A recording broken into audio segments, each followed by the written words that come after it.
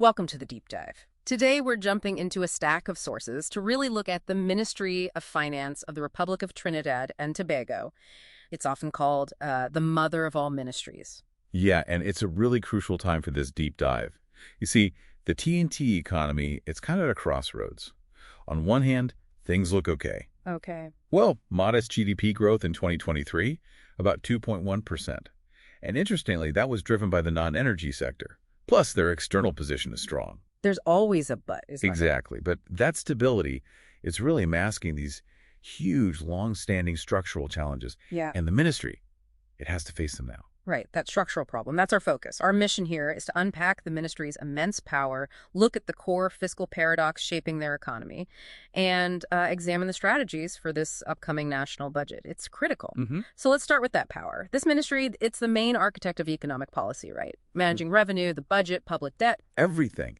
And what's fascinating is how central that role has always been, historically speaking. Yeah. When it was set up back in 1956, it straight away replaced the old colonial financial secretary with an elected minister. Ah, okay. That basically cemented it as the primary lever of executive authority. Yeah. And you see this pattern, right? Prime ministers themselves, like Dr. Eric Williams, Robinson Manning, they often held the finance job too. Because that's where the real control is. Precisely. It's the seat of government power. And the person in that seat right now, carrying all that weight, is the Honorable Devendranath Thankoo. He was appointed just back in May 2025. Yeah, just months before this really vital budget cycle. The pressure must be enormous, especially when you consider the country's fiscal history. Let's talk about that history. It's defined by these wild swings, right? The boom-bust cycle tied to energy prices. Absolutely extreme. I mean, look at the numbers. You had a massive 14.5% budget surplus in 1982. Wow. Only for it to completely flip to a crushing 13.1% deficit the very next year, 1983. That kind of volatility. That shapes everything. And that energy dependency, it created this long-term structural deficit. So what's the single biggest sort of symptom of that ongoing problem? Well, the sources point to something pretty staggering. It's a core fiscal fact. The government's main bank account, the Exchequer Account, it's been in a continuous overdraft. Since when? Since 2003, continuously negative. By September 2021, that negative balance was over $42.6 billion. Hold on. The main government account, negative. For over 2 decades. Continuously. Doesn't that just fundamentally wreck any kind of credible fiscal planning? How do you even operate? Well, it basically means operating on borrowed time. Constantly needing short-term financing. It severely limits their freedom to respond to shocks without just resorting to huge sudden cuts. Okay. So that puts this urgent need for better governance, better execution right at the forefront.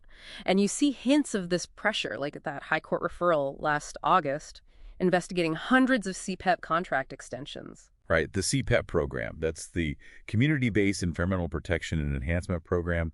It's a huge government employment initiative. Okay. So when you hear about $1.4 billion in contract extensions being referred for investigation, well, it gives you a sense of the scale of the governance challenge the ministry faces just managing public funds. Okay, so given this deep structural reality, this overdraft, the volatility, this upcoming national budget set for October 13th, 2025, it feels like a real make-or-break moment, a litmus test. It really is. And connecting this to the bigger picture, what's interesting now is there's actually a rare consensus. Policymakers, the private sector, they mostly agree on the strategic direction. Yes. 3 main things. 1, real economic diversification, getting away from that energy reliance. 2, food security.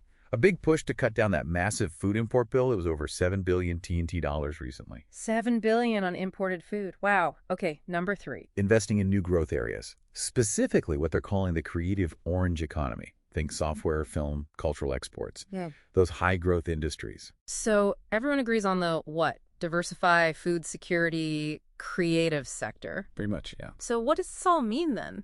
The challenge isn't the idea, it's pure execution, isn't it? Can the ministry actually turn this shared vision into properly funded, effective policy on the ground? That's exactly it. Execution. Yeah. And we have to point out the final paradox here. While the current small recovery is actually non-energy driven, which is good news. So some resilience, yeah. Right.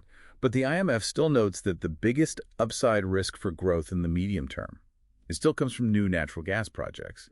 The old ways are hard to shake. So the task ahead is massive, steering the nation through this fundamental shift, weaning it off hydrocarbons towards something more resilient, more diverse. And with that big focus on the creative sector, it makes you wonder, what specific investment in that orange economy do you think would actually yield the greatest long-term return? Something to think about.